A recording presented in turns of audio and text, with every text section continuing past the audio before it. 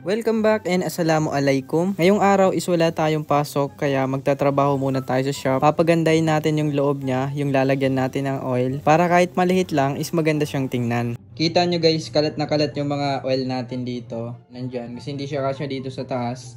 Ngayon ang gagawin natin is meron akong mga kahoy dito na binili kahapon. Ito, nilagyan ko na lang siya ng sulat and sizes. Niroller ko na siya kagabi para putulan na lang natin ngayon. And dito natin siya ilalagay. Ganyan yung gagawin natin.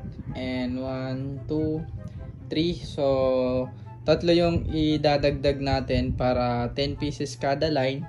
Ibig sabihin 50 lahat ng malalagay natin dyan na oil. So, nandito pa naman yung iba. And nasa 40 plus ata yung Ariset oil natin dito. And dito guys is yung magic gatas natin. Ayan, meron na tayong sariling magic gatas Hansky shop.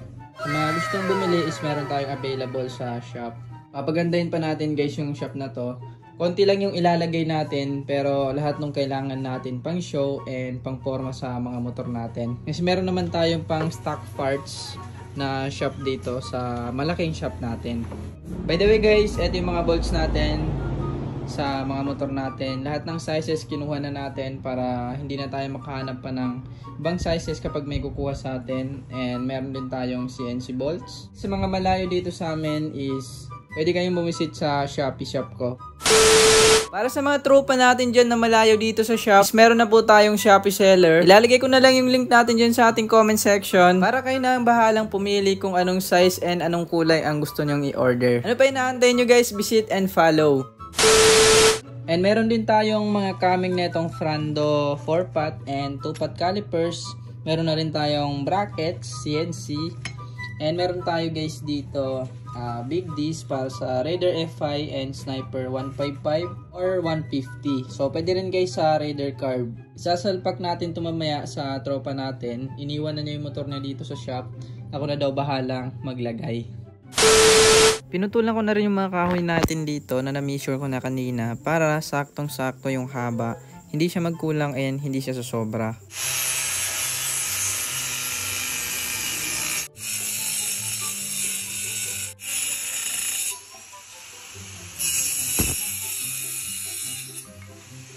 And guys, tapos na natin lahat putulan.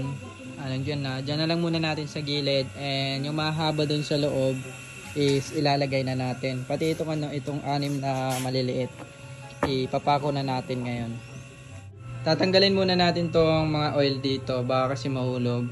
Ipapako na natin kasi yung maliliit dyan sa gilid. Tinanggal ko na rin pa isa-isa yung mga oil natin para masimulan na natin yung pagpapako. Dito sa gilid nito ang maliliit na pinutol natin. Ito kasi yung gagawin nating supporter para dun sa plywood na gagamitin natin.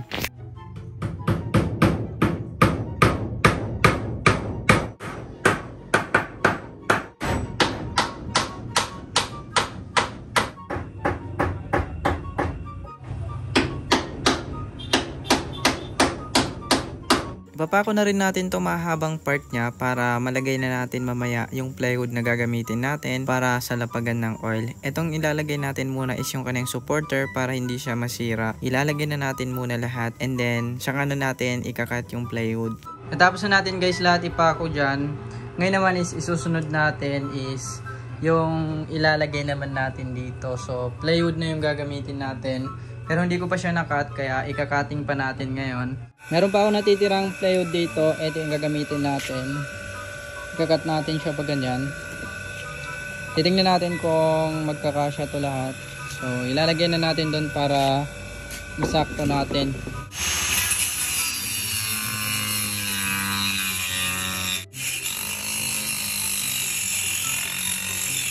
Tapos na rin natin guys. And grabe talaga, puno tayo ng dumi. Pero okay lang yung pagod and dumi, at least worth it naman. Para din sa work natin yung ginagawa natin. So ilalagay na natin doon.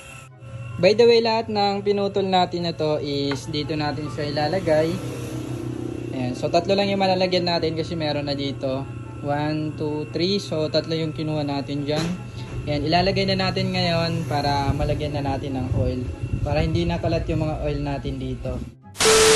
Nakakapagod man gawin to guys, pero nakaka-enjoy naman. And then syempre, hindi nasasayang yung oras natin and pagod natin kapag ginagamit natin sa trabaho. Dapat habang maaga pa lang, magsimula na tayo mag-business kaysa bago tayo mag-business pag may sariling pamilya na tayo. Mahirapan tayo magsimula kapag ganon. And magiging kawawa rin yung mga babies natin or anak natin. Kasi kung meron silang gustong bilhin like laruan, wala tayo may bibigay sa kanila. Kundi pangkain lang araw-araw yung kaya natin trabahuhin. Natapos na natin lahat dito and lalagyan pa natin ng tape na ganitong design yung gilid niya para hindi masyado kita itong sa plywood. Kaya baninga ba yun? And then mamaya lalagyan na natin lahat ng oil kapag natapos na natin. Lalagyan natin nitong yellow and black na color tape para mas maganda siyang tingnan and mas highlight siyang tingnan.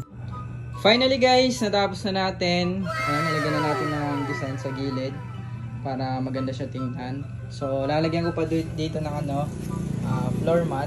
Ganito yung gagamitin natin pero upcoming pa nag-order na ako sa Shopee para lagyan natin lahat yan. And then, ito lalagyan din natin to para malinis tingnan dito. And lahat ng bolts natin is nilalagyan ko na rin siya ng lalagyan ko siya ng lagyan na natin dito na plastic. Siguro mga malaki dito konti para bawat size is malagay natin. And maganda siya tingnan, hindi kagaya dito sa nakabalot, is magulo talaga siya tingnan. So ngayon naman is ilalagyan na natin lahat ng oil natin dyan. Titingnan natin kung magkakasya. So 1, 2, 3, 4, 5. So 50 pieces lahat, 50 na RS8 yung ilalagay natin. Let's go. Ini-blower ko na rin siya muna guys para mawala yung mga alikabok and dumi. And nilalagay ko na siya isa-isa lahat ng mga RZ oil natin para makita natin kung ilang RZ oil pa yung kulang natin para mapuno natin to. And dito naman guys sa baba kapag may space pa is lalagyan natin ng magic gatas kasi hindi pa natin na ilalagay yung iba dito. Nasa 20 pieces pa yan lahat. After 20 to 25 minutes guys, natapos na natin. Ayan, finally maganda na siya tingnan. Lahat ng oil natin. So, 11 pieces pala guys kada isang linya. So, 22, 33, 44, 55 lahat ng malalagay natin dito. Pero kulang tayo ng RZ oil. So, kukuha pa tayo ng mga 2 boxes para mapuno natin yan. Nilagay ko na lang yung ibang magic gatas natin kasi puno na rin dito. And nandiyan na yung iba. That's all for this video guys. Thanks for watching and maraming salamat sa pagsuporta at palaging panonood sa mga video natin. So don't forget to like, share, subscribe, and follow. So, hindi pa tapos yung trabaho ko ngayon. Marami pa akong gagawin doon sa labas. May tambak pa doon and yung sniper ng tropa. Ilalagay natin yung disc and calipers na pinapalagay sa atin. Iniwan na yung motor dito sa atin. Ayan, nag full GR5 na rin siya sa atin. Full GR5 na green. So, ayun guys, that's all for this video. Again, thanks for watching and goodbye.